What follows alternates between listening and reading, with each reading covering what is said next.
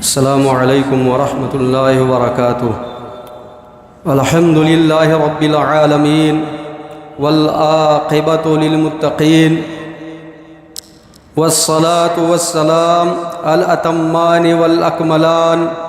علی النبی المبعوث رحمۃ للعالمین وعلی آلہ الطیبین واصحابہ البررہ ومن سلک سبیلہم بإحسان الی یوم الدین وبعد۔ برادران اسلام اور حاضرین کرام، اللہ تعالی نے جو دین ہم کو عطا فرمایا ہے یہ ہر طرح کی خوبیوں اور کامل صفات پر مبنی ہے۔ یہ دین ہر اچھی خصلت کی طرف دعوت دیتا ہے اور ہر خراب اور بری خصلت سے اپنے ماننے والوں کو روکتا ہے۔ یہی وجہ ہے کہ دین اسلام میں دل کی بہت ہی زیادہ اہمیت ہے، کیونکہ دل سارے انسانی اعضاء اور جوارح کا بادشاہ ہے۔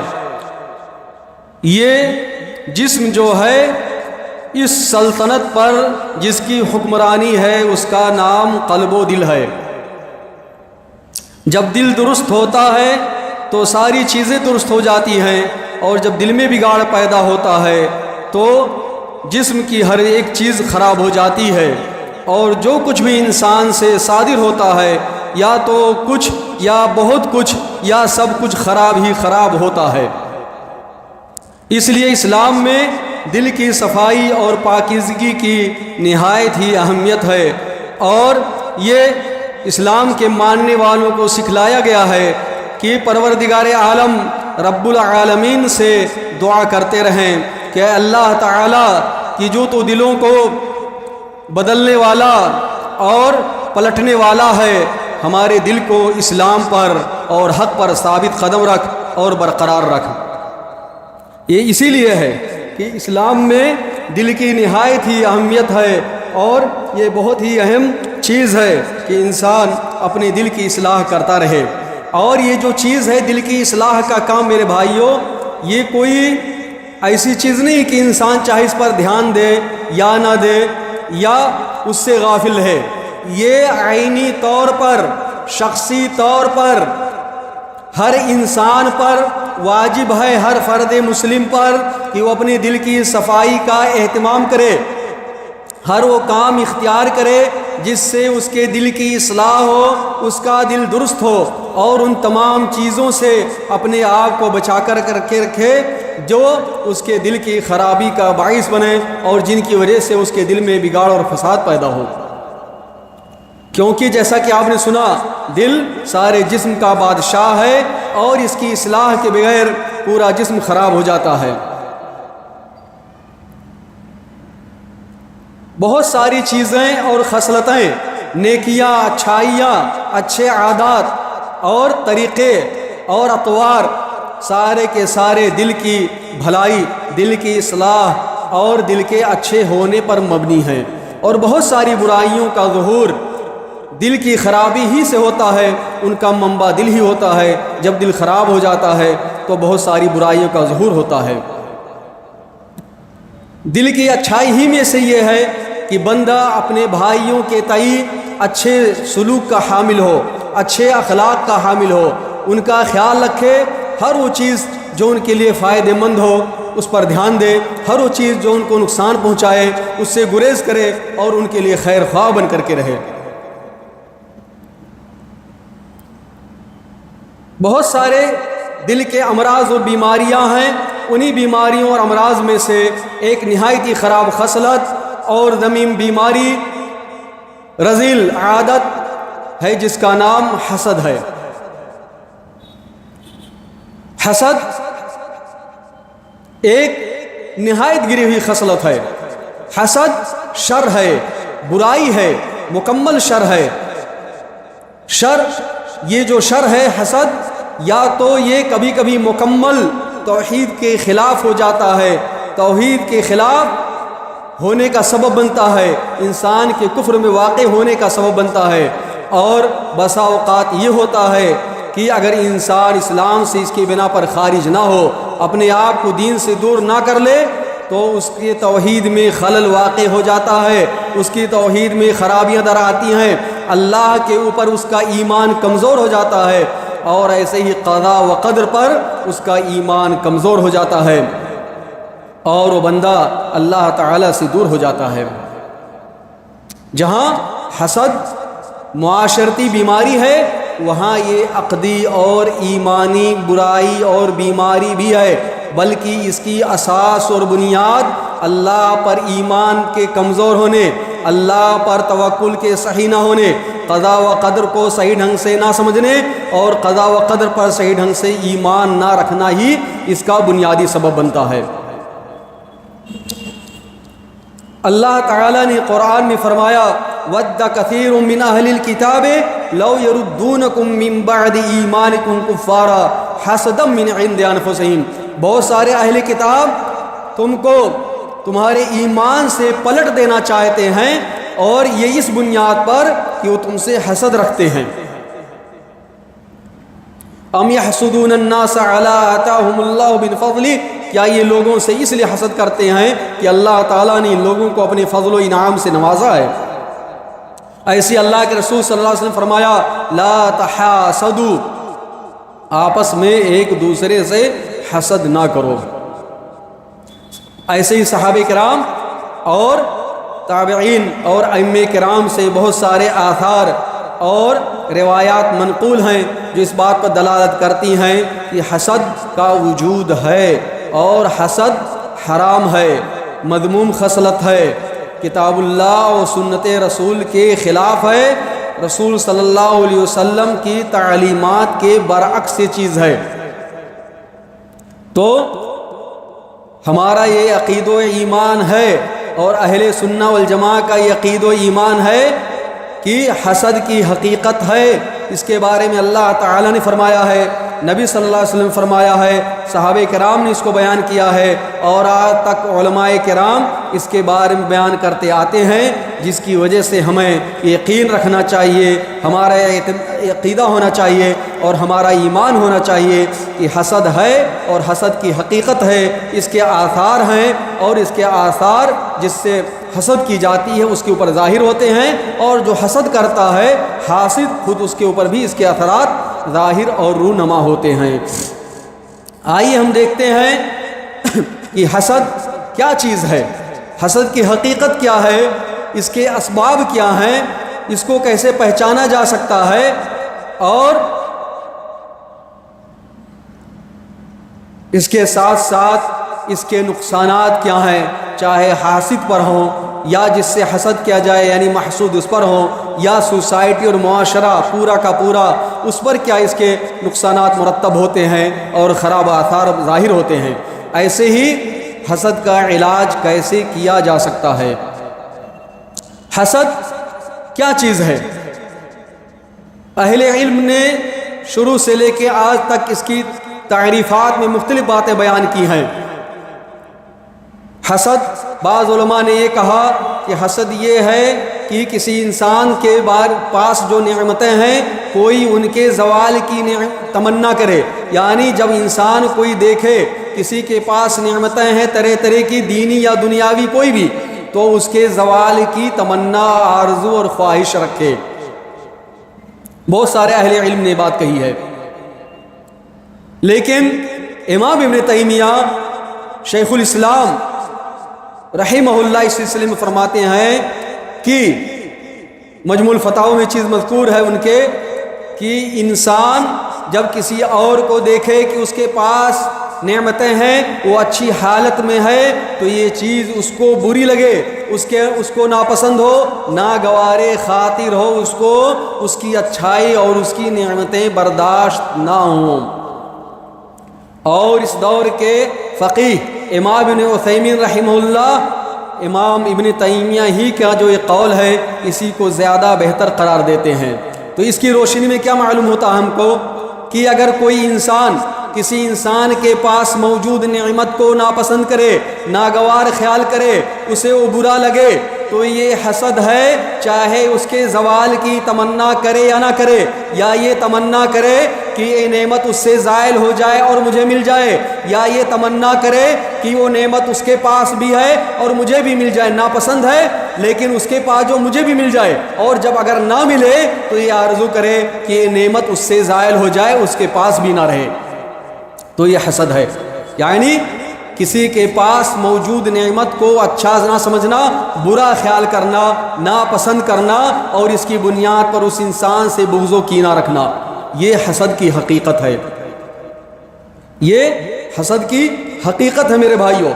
حسد جو ہے، اس سے کیا معلوم ہوا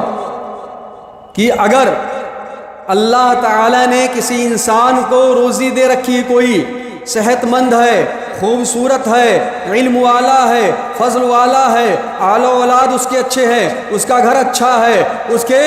اعزا و اقربا اچھے ہیں، اس کا اٹھنا بیٹھنا اچھے لوگوں میں ہے، اس کے تعلقات اچھے ہیں، اس کی گاڑی اچھی ہے، اس کی سواری اچھی ہے، اس کا چلنا اچھا ہے، اس کا بات کرنا اچھا ہے، اس کے پاس اچھا علم موجود ہے، وہ اچھا ہنرمند ہے، اچھے فن و آلہ ہے، اچھی گفتگو کرتا ہے، طرح طرح کی خوبیاں اس کے پاس موجود ہیں۔ ان خوبیوں میں سے، اور یہ ساری کی ساری اللہ کی نعمتیں ہی ہیں، اگر کوئی انسان ان نعمتوں میں سے کسی بھی نعمت کو اپنے بھائی کے پاس، جو اس کے بھائی کے پاس موجود ہے، ان کو ناگوار خیال کرتا ہے، ناپسند کرتا ہے، اس کے پاس یہ موجود نعمتیں اس کو برداشت نہیں ہوتی ہیں، تو یہ حسد ہے، اس پر حسد کا اطلاق ہوگا۔ اب ہم یہ جان لیں کہ اور بہت ساری چیزیں ہیں جو حسد سے قریب ہوتی ہیں، جیسے نظر بد ہے۔ نبی صلی اللہ علیہ وسلم نے فرمایا العین حق، نظر بد لگنا یہ حق اور ثابت، یعنی ایسا ہوتا ہے۔ دونوں میں فرق یہ ہے، بہت سارے فروق ہیں، ان میں سے اہم فرق یہ ہے کہ جو حسد کرنے والا ہے وہ عین یعنی نظر بد لگانے والا بھی ہو سکتا ہے اور نہیں بھی ہو سکتا ہے، کیونکہ حسد کے لیے ضروری نہیں ہے کہ حسد کرنے والا جب دیکھے تبھی وہ حسد کرے، ہو سکتا ہے کسی کے بارے میں اس کو معلوم ہو کہ فلاں شخص ایسا ہے، نہیں دیکھا پھر بھی اس کے بارے میں اس کو کراہت اس کی نعمتوں سے محسوس ہو، تو یہ حسد ہو جائے گی۔ یہ بھی ہو سکتا ہے کہ دل میں حسد و ناگواری ہو، جب دیکھے تو خاص کیفیت طاری ہو اور اس کی آنکھوں سے خاص چیزیں نکلیں جس کی وجہ سے محسود، جس سے وہ حسد کر رہا اس سے متاثر ہو۔ لیکن نظر بد لگانے والا کوئی ضروری نہیں ہے کہ حسد کرنے والا بھی ہو۔ دوسری چیز اہم یہ ہے کہ جو حاسد ہوتا ہے وہ خبیث النفس ہوتا ہے، اس کی نفس انتہائی خراب اور کمینی درجے کی ہوتی ہے، اسے کوئی بھی چیز معاشرے میں اچھی نہیں معلوم ہوتی ہے، اللہ کی نعمتوں کو لوگوں پر دیکھ کر کے وہ کڑتا ہے، چاہتا ہے دنیا کی ساری چیزیں یا تو میرے پاس رہیں، اور اگر میرے پاس نہ ہو تو پھر کسی کے پاس نہ ہو۔ لیکن نظر لگ سکتی ہے کسی اچھے آدمی سے بھی، کسی اچھے آدمی سے لگ سکتی ہے، جیسا کہ ایک صحابی کا قصہ ہے، دیکھا کہا ایسے خوبصورت تو میں نے کسی عورت کو بھی، حسین و جمیل کسی عورت کی بھی چمڑی نہیں دیکھی، تو وہ گرو بے ہوش ہو گئے، اچھے آدمی تھے، بس ان کو وہ چیز اچھی لگی، بھاگ گئی۔ یعنی اور ایسے ہی باپ اور ماں کی طرف سے نظر بد اولاد کو لگ جاتی ہے، بلکہ بہت ہی زیادہ لگتی ہے، کیونکہ اولاد کبھی بھی جب اچھی لگتی ہے تو سب سے زیادہ پہلے کس کو اچھی چیز لگتی ہے؟ بہت بھلی معلوم ہوتی ہے ماں باپ، حتیٰ کہ انسان کو اپنی بھی نگاہ بد لگ جاتی، اس کا وہ شکار ہو جاتا ہے۔ تو کوئی ضروری نہیں کہ نفس کی خباثت کی بنیاد پر نظر بد لگے۔ اور نظر بد کے لیے ضروری نہیں ہے کہ انسان کے پاس جو نعمتیں اس کو دیکھ کر کے پڑھے، لیکن حسد میں یہ چیز موجود ہے، اور علماء نے اور ساری چیزیں اور فروق اور اختلافات دونوں میں فرق بیان کیے ہیں، لیکن یہ اہم چیزیں اس میں ہیں کہ ہر حاسد ہو سکتا ہے کہ جب دیکھے جس سے حسد کر رہا ہے تو اس کی آنکھ کا وہ شکار ہو جائے، لیکن نظر بد والے کے لیے ضروری نہیں ہے کہ وہ حسد بھی کرے۔ ایسے ایک چیز رشک ہوتی ہے، غبطہ، جس کو حدیث میں کہا گیا ہے، نبی صلی اللہ علیہ وسلم، بخاری مسلم کی 2 روایتیں آئی ہیں کہ لا حسد الا فی اثنتین، کہ حسد صرف 2 چیزوں میں ہے۔ کن چیزوں میں؟ کہ ایک شخص کو اللہ نے حکمت اور علم دے رکھا ہے تو اس کو بیان کرتا ہے اور لوگوں کو سکھلاتا ہے، اس کے مطابق فیصلے لوگوں کے درمیان کرتا ہے، حکمت اور علم۔ اور دوسرا انسان اللہ نے اس کو مال دے رکھا ہے تو خرچ کرتا ہے، تو آرزو کرتا ہے کاش کہ میرے پاس بھی ایسی چیزیں ہوتی تو میں بھی علم کو بیان کرتا، میرے پاس مال ہوتا تو میں بھی خرچ کرتا۔ دوسری روایت میں ہے کہ تفصیل ہے تھوڑی، کہ ایک قرآن کا پڑھنے والا بہت اچھا ہے تو کہتا کاش کہ میرے پاس بھی قرآن کے ایسے آیتیں ہوتی، ایسے میں بھی پڑھتا اور تلاوت کرتا تو میں بھی اسی شخص کی طرح رات جاگتا، رات بھر قرآن کو پڑھتا اور اللہ کے راستے میں دوسرا شخص جو مال خرچ کر رہا ہے میرے پاس بھی مال ہوتا تو میں بھی اللہ کے راستے میں خرچ کرتا۔ اہل علم نے بیان کیا کہ اس کو غبطہ کہتے ہیں اور یہ دوسری جگہوں پر دوسری دلیلوں میں موجود ہے۔ غبطہ جس کو ہم اردو میں رشک کہتے ہیں، یعنی انسان کسی کے پاس نعمت کوئی دیکھے تو اس کو وہ نعمت اس کی بری نہ لگے، وہ نعمت اس کو خراب نہ لگے، بلکہ وہ چیز اچھی لگے اور یہ چاہے بھائی کے پاس نعمت ہے، موجود ہے، وہ اس کو خرچ کرے، اس کو استعمال کرے اور اس سے مسلمانوں کا خود اس کا فائدہ ہو اور اللہ تعالیٰ یہ چیز مجھے بھی دے دے، تو اس کو رشک بولتے ہیں غبطہ عربی زبان میں۔ تو یہاں حسد سے یہی مراد ہے غبطہ اور رشک، اور یہ جائز ہے بلکہ ایک قابل تعریف چیز ہے کہ انسان کسی کے پاس اچھی چیز دیکھتا ہے، اچھا ہنر دیکھتا ہے، اچھا علم دیکھتا ہے، اچھے اخلاق سے اس کو مزین دیکھتا ہے تو اچھی چیزیں چاہتا ہے اسی کی طرح میں بھی اچھا ہو جاؤں اور اس کی اچھائی برقرار رہے، تو یہ قابل تعریف چیز ہے۔ اب ایک اہم چیز یہ ہے کہ حسد اثر انداز کیسے ہوتا ہے، بہت اہم چیز ہے۔ دیکھیے انسان جو ہے وہ کس سے مرکب ہے؟ جسم جو اس کا ہے، اس انسان جسم اور روح کی ترکیب کا نام انسان ہے۔ انسان کی جب موت ہو جاتی تو اس کو ہم کیا کہتے ہیں؟ فلاں، یا بولتے ہیں نعش، جنازہ جا رہا ہے، یعنی اس کی جسمانی جو انسانی حیثیت وہ ختم ہو جاتی ہے، تو روح ہی اصل ہے۔ جسم میں جو اصل ہے وہ روح ہے، جسم جو ہے، بدن جو ہے وہ ایک آلے کی حیثیت سے ہے جس کو استعمال کیا جاتا ہے، اور کون استعمال کرتا ہے؟ روح، جو اس کے اندر روح ہے انسان کے اندر، وہی اصل اس کو استعمال کرتی ہے۔ روح جیسے ہوتی ہے ویسے جسم بھی کام کرتا ہے۔ جسم اصل میں کیا ہے؟ اس کا آلہ ہے، کام کروانے کا ذریعہ ہے۔ تو جب انسان کسی کے اندر کوئی چیز دیکھتا ہے اس کے دل میں بغض پیدا ہوتا ہے، کینہ پیدا ہوتا ہے، کپٹ پیدا ہوتا ہے اور عجیب طرح کی نفرت اور گھٹن اس کے اندر پیدا ہوتی ہے، تو اس کی روح اس سے متاثر ہوتی ہے۔ تو کبھی اس کی وجہ سے جو محسود ہے وہاں موجود نہیں ہوتا ہے، پھر بھی اس کے اوپر اثر انداز ہو جاتی ہے۔ اسی میں قصہ بیان کیا جاتا ہے کہ ایک آدمی تھا جو کسی سے حسد کرتا تھا، تو اس نے سنا کہ ایک آدمی ہے کہ اگر اس کو کسی کی کوئی نعمت معلوم ہو جاتی کسی کے بارے میں اچھائی تو اس کو چیز برداشت نہیں ہوتی ہے اور اس کو بالکل ناگوار گزرتا ہے، جس کی وجہ سے جس کے پاس وہ نعمت ہوتی وہ زائل ہوتی، اس پر اس کا اثر ہوتا ہے۔ تو کہاں چل کر کے اس سے بیان کرتا ہوں، تو ساری چیزوں کو بیان کیا، ایک ایک چیز نہایت دقت اور باریکی کے ساتھ جو چیزیں تھی، تو جب اور جس سے بیان کرنے گیا تھا، یعنی جو سنتا تھا تو اس کو نعمتیں برداشت نہیں ہوتی تھی، اس کی حسد محسود کو لاحق ہی ہو جاتی تھی، وہ اندھا آدمی تھا۔ جب یہ جس کو بغض اور کینہ اور حسد ہوا، لیکن ہر ایک کی نفس ایک جیسے نہیں ہوتی ہے، تو گیا اس سے کہنے کے لیے، تو جب اس سے ساری چیزیں بیان کی تو کہا یار کتنی اس کی آنکھ کی خوبیاں اور طاقت اور قوت مشاہدہ اس کو بہت اچھی چیز لگی، اس کی بصارت۔ تو کیا ہوا، جو کہنے گیا تھا تاکہ اس کی حسد اس کو لگ جائے گی، وہ خود اس کے اندھے آدمی کے حسد کا شکار ہو گیا۔ اس نے جب آنکھ کے بارے میں سنا کہ اس کی آنکھ ایسے ایسے مشاہدہ کرتی ہے اور ایسی چیزوں کو بیان کرتی ہے، تو کیا ہوا پھر کہ ساری چیزیں جو ہے سن کر کے وہ حاسد خود اس کے، وہ جو دوسرا حاسد تھا پہلا، اندھے آدمی کے حسد کا شکار ہو گیا اور خود نابینا ہو گیا۔ اس میں کیا ہوتا ہے، حسد کا شکار آدمی کیسے ہوتا ہے، حسد کرنے والا کس درجے کا حاسد ہے، اس کی نفس کس درجے کی خبیث اور خباثت والی ہے، کتنی کمینی خصلت والی ہے، کتنی برائیاں اس کے اندر ہیں، یہ چیز کتنی قوت اس کے حسد میں یا کمزوری ہے۔ دوسری چیز جس سے حسد کیا جا رہا ہے وہ کیسا ہے؟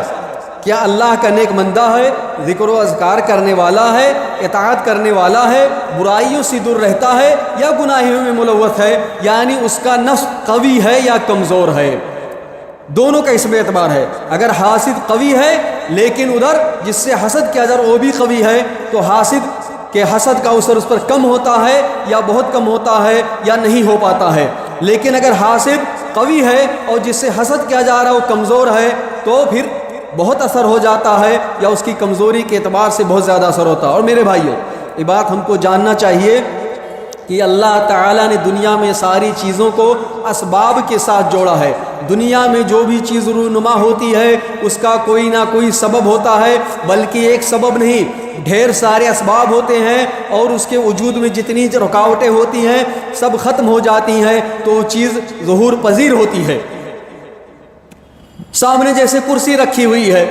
کرسی کیسے وجود پذیر ہوئی؟ پلاسٹک سے بنی، پلاسٹک کی چیز سے بنی، پلاسٹک سے جس چیز سے بنی وہ چیز کیسے ظہور پذیر ہوئی؟ اور اس کے بنانے والے کوئی پائے گئے، اس سے پہلے جس مادے سے وہ بنا وہ مادہ جہاں تھا جتنی چیزیں تھیں پھر کوئی رکاوٹ پیش نہیں آئی کہ پلاسٹک پگھل گئی، یا اس سے پہلے جو اس کا مادہ تھا وہ خراب نہیں ہو گیا، یا جو بنانے والا تھا وہ کیسا تھا۔ یہ ساری چیزیں جب ہوتی ہیں تو چیزیں دنیا میں ظہور پذیر ہوتی ہیں۔ اللہ تعالیٰ نے اس کائنات میں ایسے ہی سسٹم بنا رکھا ہے جس کو ہم شریعت کی اصطلاح میں سنت جاریہ یا سنن کونیہ بولتے ہیں، کہ اس دنیا میں جو سسٹم ہے کیسے ہے۔ انسان کو جب بھوک لگتی ہے وہ کھانا کھاتا ہے تبھی اس کا پیٹ بھرتا ہے، بغیر کھائے اس کا پیٹ نہیں بھر سکتا ہے، چاہے یہ اسباب ظاہری ہوں، ہم کو دکھیں سمجھ میں آئیں، یا ہم کو نہ دکھیں نہ سمجھ میں آئیں، یہ چیزیں ہوتی ہیں۔ اور سائنس آج کے دور میں ثابت کرتی ہے کہ 90% سے زیادہ اس کائنات آسمان و زمین کے بیچ میں جو خلا ہے 90% سے زیادہ موجود چیزیں ہم کو نظر نہیں آ رہی ہیں، اس کے باوجود کہ سائنس ثابت کرتی ہے کہ مختلف طریقے سے اس کو دیکھا جا سکتا ہے، تو اسباب موجود ہیں۔ تو اللہ تعالیٰ جب حسد کرتا ہے، اس کو کس نے بنایا؟ سبب اللہ تعالیٰ نے بنایا، لیکن اللہ تعالیٰ نے دیگر اسباب بنائے۔ اگر جس سے حسد کی جا رہی ہے اس کے اندر قوت و طاقت ہے، نیکی ہے، تو اس کے پاس بھی سبب موجود ہے، تو یہ سبب یہ معنی ہے، سبب اثر انداز نہیں ہوتی ہے۔ تو کوئی یہ نہ سوچے کہ حسد خود بخود حاسد کی حسد اثر انداز ہو جاتی ہے۔ اللہ کی مرضی اور مشیت کے بغیر اللہ تعالیٰ ہی مسبب الاسباب ہے، اسباب کو پیدا کرنے والا بنانے والا ہے، اور وہی اسباب کے ذریعے چیزوں کو پیدا بھی کرتا ہے۔ اگر چاہے تو اسباب میں کوئی خرابی کر دیتا ہے یا کوئی معنی پیدا کر دیتا ہے جس کی وجہ سے ساری چیزیں ہوتی ہیں۔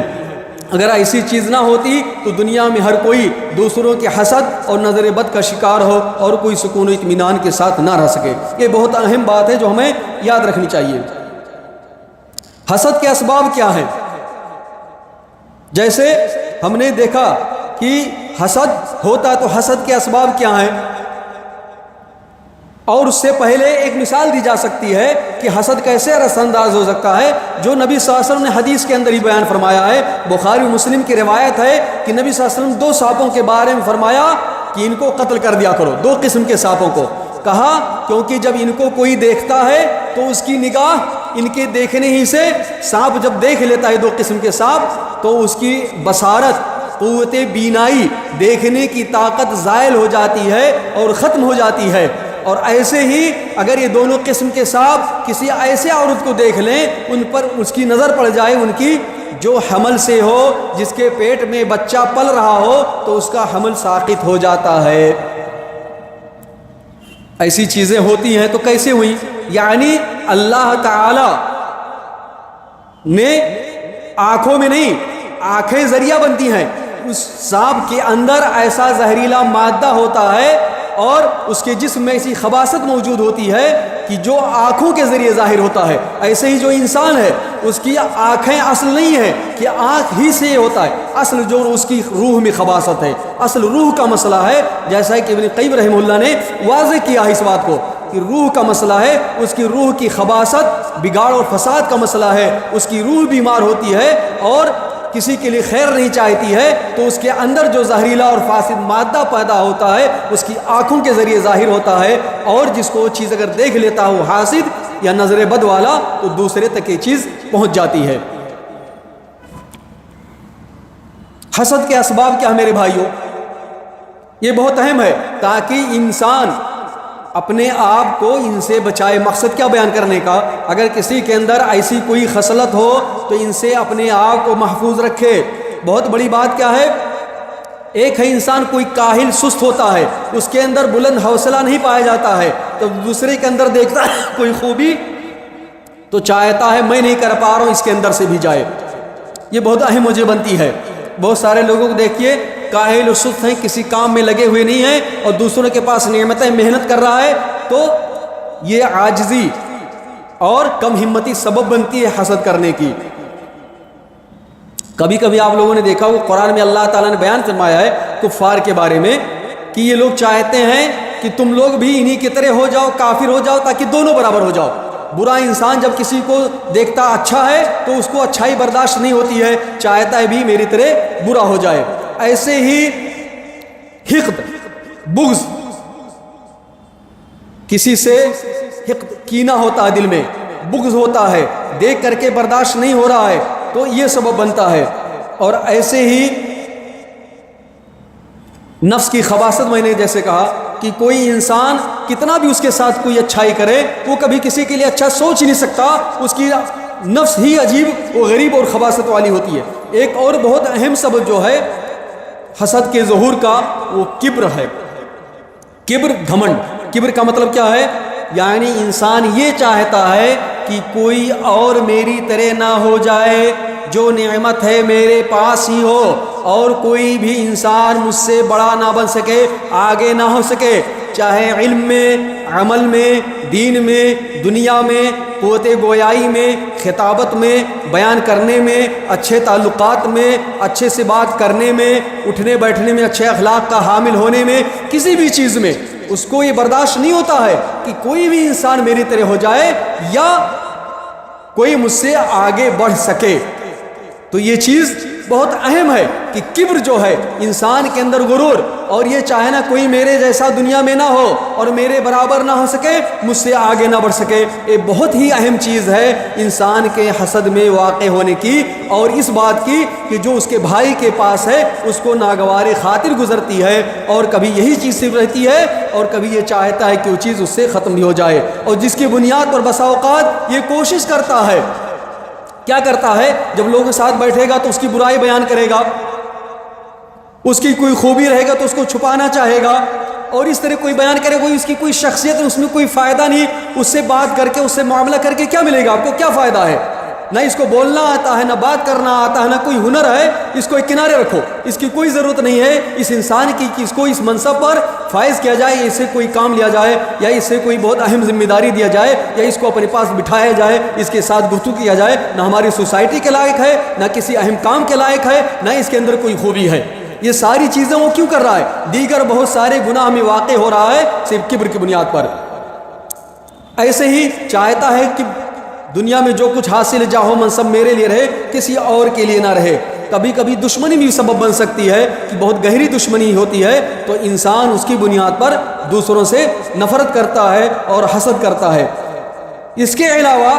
جس چیز کا عقیدے سے یہاں تعلق ہے حسد میں واقع ہونے کا، وہ ہے ایمان کی کمزوری، توحید کی حقیقت کو نہ سمجھنا، اللہ کے قضاء و قدر کو نہیں سمجھنا، کیونکہ اللہ تعالیٰ کے اسماء و صفات میں سے یہ ہے کہ اللہ تعالیٰ علیم ہے، حکیم ہے، اللہ تعالیٰ جانتا ہے اس نعمت کا کون حقدار ہے، کون سی نعمت کس کو کتنی ملنی چاہیے، اور یہ نعمت کس کے لیے مناسب ہے، کس کے لیے نہیں مناسب ہے۔ تو اللہ تعالیٰ کے علم و حکمت پر سوال کھڑا کر رہا ہے، اور اللہ تعالیٰ کے اس بات کو نہیں سمجھ رہا کہ اللہ تعالیٰ علیم و حکیم ہے، وہ اپنے علم و حکمت کی بنیاد پر کسی کو کوئی نعمت دے رہا ہے یا اس سے لے رہا ہے۔ ایسے ہی قضا و قدر، جو کچھ دنیا میں ہو رہا ہے، جو کچھ موجود ہے، جو کچھ ہو رہا ہے اور جو کچھ ہونے والا ہے، اس کا تعلق قضا و قدر سے ہے، اللہ کے علم سے ہے، اس کی مشیت سے ہے، اس کی چاہت سے ہے، اس کے ارادے سے ہے، اور اللہ تعالیٰ جب چاہتا ہے کسی بھی وجہ سے اس کی مصلحت اور اس کی حکمت ہوتی ہے، اس کے اپنے علم کے مطابق، اپنی قدرت کے مطابق، تو اس چیز کو پیدا کرتا ہے، چاہے کوئی نعمت ہو، کوئی خصلت ہو کسی انسان کا وجود ہو، تو ساری چیزوں کا تعلق قضا و قدر سے ہے۔ اللہ کے چاہنے سے نعمتیں ظہور پذیر ہوتی ہیں اور واقع ہوتی ہیں۔ جب کوئی انسان ان کے خلاف جاتا ہے تو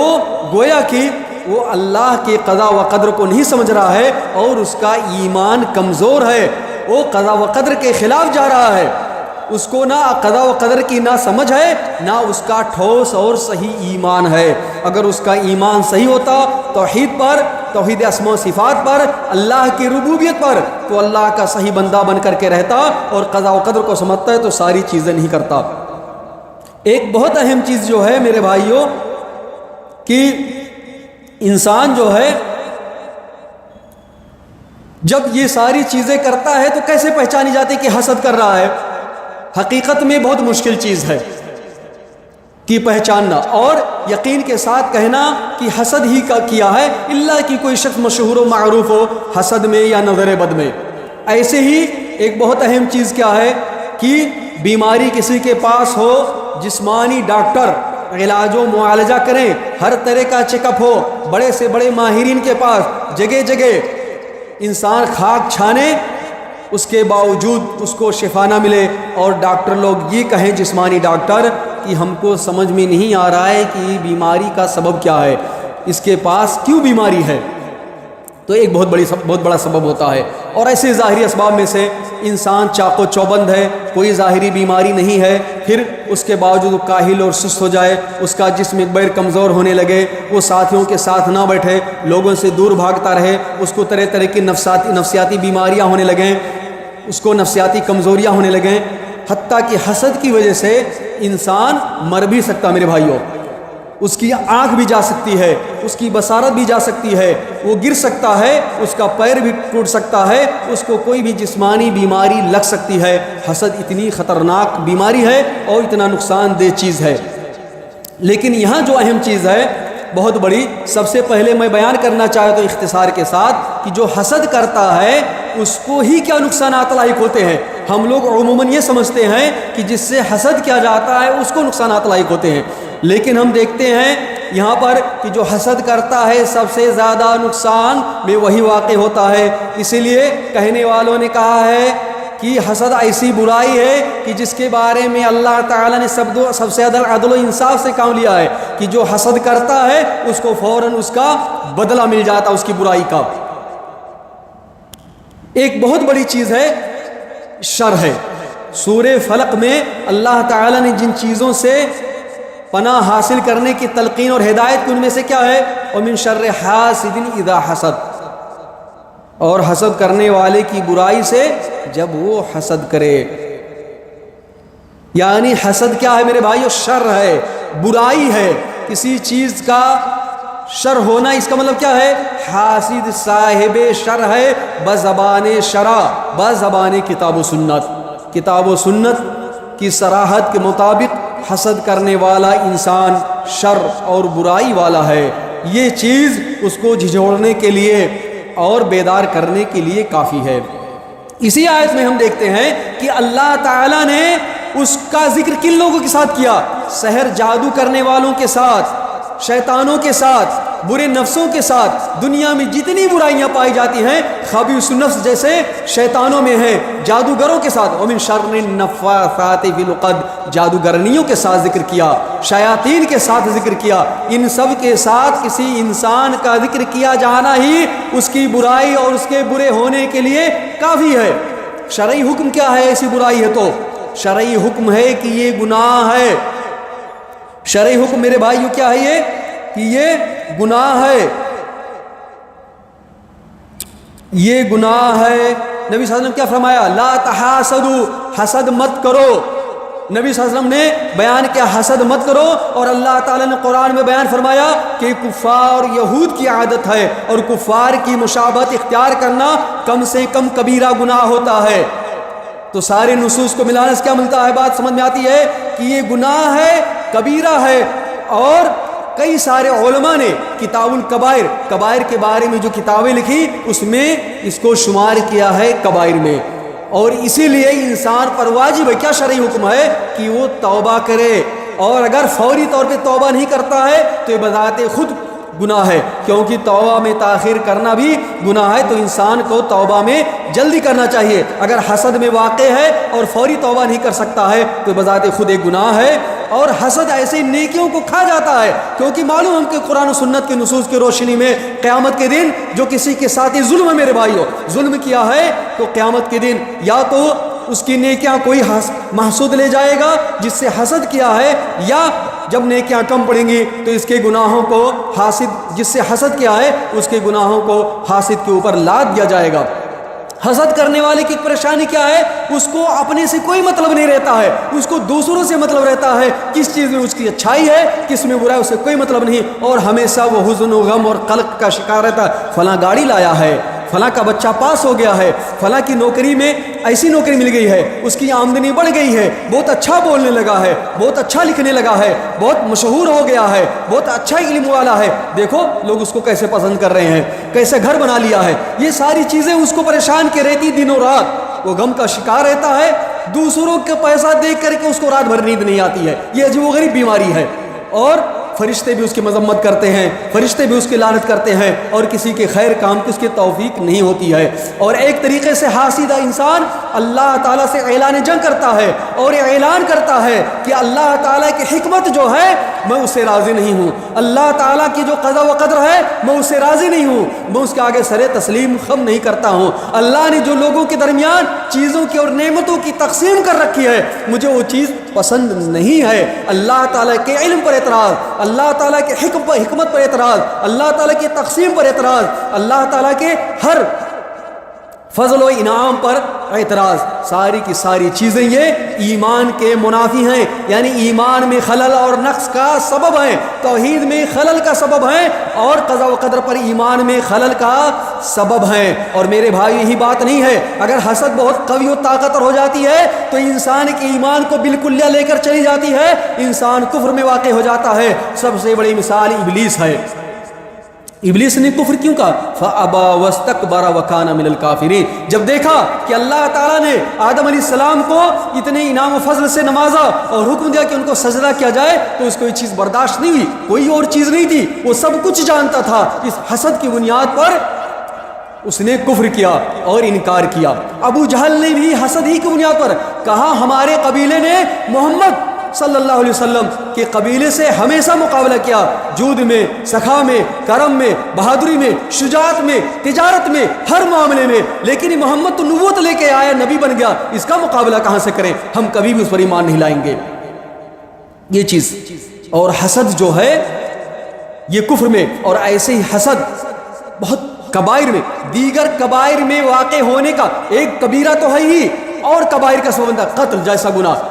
آسمان میں جو سب سے پہلے گناہ ہوا کون سا گناہ ہے؟ حسد۔ ابلیس نے حسد کیا آدم علیہ السلام سے۔ زمین پر جو پہلے گناہ ہوا واضح شکل میں کون سا گناہ میرے بھائیو؟ حسد۔ قابل نے اپنے بھائی حابل سے حسد کیا جب اللہ تعالیٰ نے ان کی قربانی کو قبول کر لیا اور ان کو قتل کر دیا، تو یہ کبیرہ خود ہے۔ جو بھی انسان قتل کرتا ہے تو اس کے گناہ کا سب سے پہلے بوجھ کس پر ہوتا ہے؟ قابل پر۔ قیامت تک ایسے ہی ہوتا رہے گا۔ اس کے علاوہ انسان جیسے آپ نے دیکھا کبر میں مبتلا ہوتا ہے، کذب میں مبتلا ہوتا ہے، کبھی غیبت میں مبتلا ہوتا ہے، کبھی نمیمہ میں مبتلا ہوتا ہے، کبھی الزام تراشی اور بہتان تراشی میں مبتلا ہوتا ہے، اور یہ سارے کے سارے کبائر ہیں، بڑے گناہ ہیں۔ حسد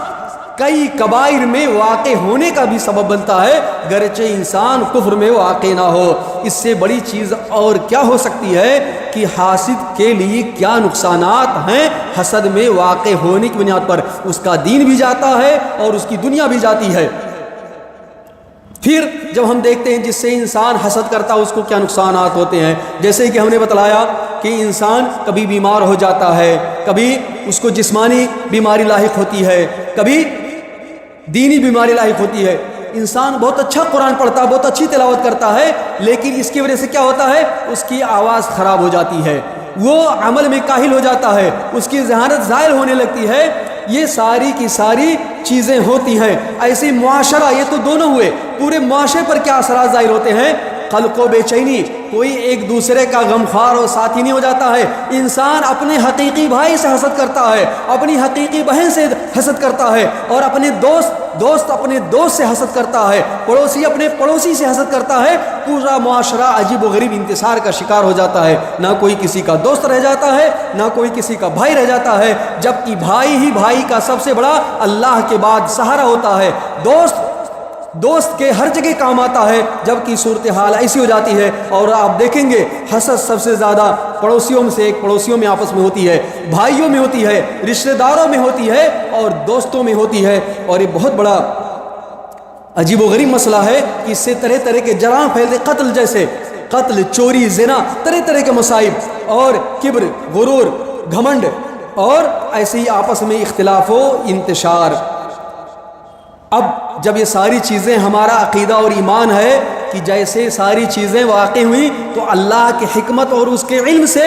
حاسد کا اثر ہوتا ہے، اللہ کے قضاء و قدر ہی سے ہوتا ہے، جو کچھ بھی ہوتا اللہ کے حکم سے ہو رہا ہے۔ اگر اللہ نہ چاہے تو نہ نظر بد لگ سکتی ہے، نہ کسی کے جادو کا کوئی شکار ہو سکتا ہے، نہ کسی کے ظلم کا شکار ہوتا سکتا ہے۔ تو یہ ساری چیزیں ہوں تو کیا کریں؟ پہلی بات تو ہمارا عقیدہ اور ایمان ہونا چاہیے جو کچھ بھی ہوا اللہ کی مرضی اور حکمت سے ہوا۔ تو اگر کوئی کسی کی حسد کی بنیاد پر پریشان ہو تو پہلے سب سے اوپر اس کے اوپر صبر واجب ہے،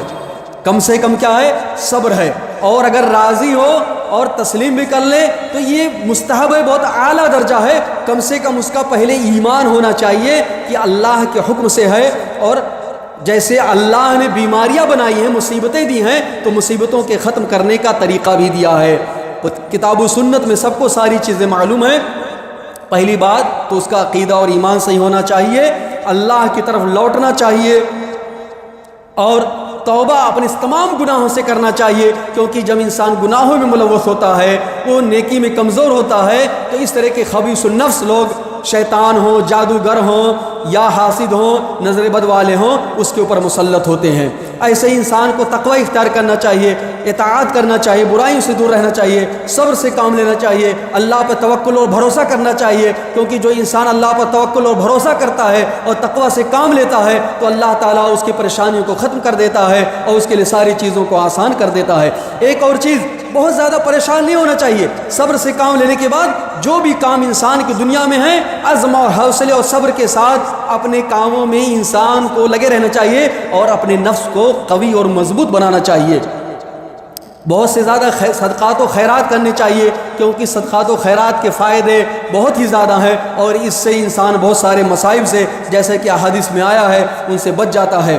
بہت بڑی چیز جو ہے کہ اگر جان جائے فلاں حاسد ہو، یہ بہت اہم چیز ہے، لیکن سب کے بس کی بات نہیں ہوتی ہے۔ قرآن میں یہ چیز آئی ہے کہ حاسد کے ساتھ احسان و سلوک انسان کرے،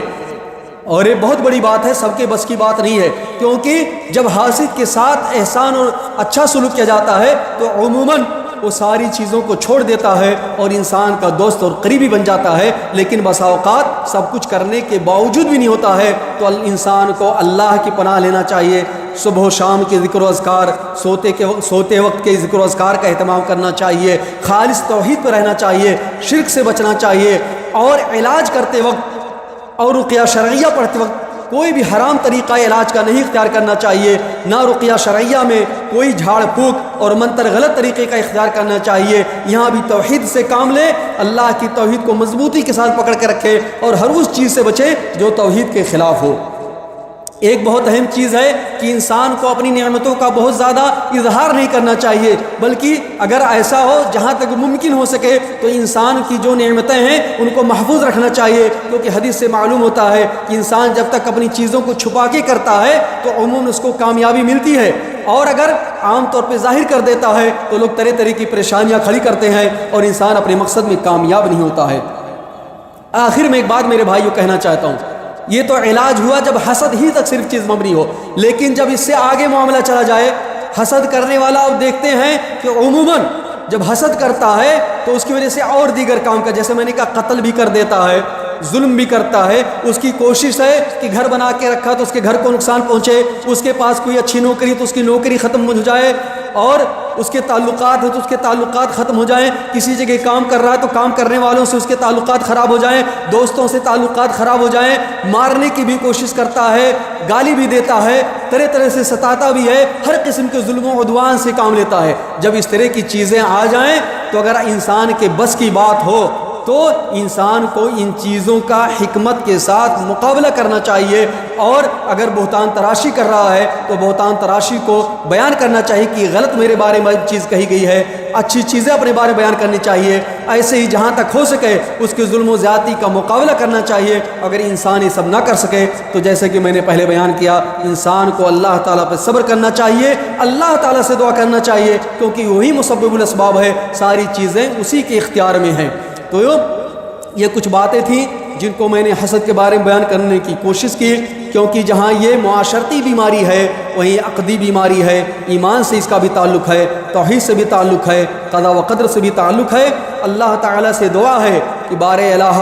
ہمیں دین کی سمجھ عطا فرما، اے اللہ تعالیٰ ہمیں اس بات کی سمجھ عطا فرما کہ تیرے خیر میں کوئی تنگی نہیں ہے، تو جس کو چاہے جتنا دے، سارے انسانوں کو ایک جیسے دے سکتا ہے، سب کچھ دے سکتا ہے، تو پھر ہم ایسی حرکتیں کیوں کریں؟ تو ہر ایک کو دے سکتا ہے تو ہر ایک اللہ تعالیٰ سے مانگے۔ بار الہ ہم کو اس بات کی توفیق دے کہ ہم اس بات کو سمجھیں کہ حسد ایک خراب خصلت ہے اور تیرے دربار میں کوئی کمی نہیں، تو ہر ایک کو اپنی نعمتوں سے نواز سکتا ہے، اور ہم لوگوں کو اس سے آگاہ بھی کریں، جہاں تک ہو سکے حاسد کو سمجھائیں بھی، اس کو نصیحت کریں اگر یہ ممکن ہو اور زیادہ برائی پھیلنے کا امکان ہو۔ اے بار الہ ہمیں ہر خیر کے کام کرنے کی توفیق عطا فرما، ہر برائی سے، ہر شر سے، ہر فتنے سے ہمیں دور رہنے کی توفیق عطا فرما، اور حاسدین کے حسد سے، اور بدنگاہی والوں کی بدنگاہی سے، اور ظلم و زیادتی کرنے والوں کی ظلم و زیادتی سے، اور ہر قسم کے خبیث النفس لوگوں کی خباثت سے ہمیں محفوظ رکھ۔ تو ہر چیز پر قادر ہے اور یہ تیرے لیے کوئی بڑی چیز نہیں، کیونکہ ساری کائنات تیری ہی بس میں ہے، ہر چیز پر تصرف تجھے ہی حاصل ہے۔ آمین یا رب العالمین، وآخر دعوانا ان الحمد للہ رب العالمین۔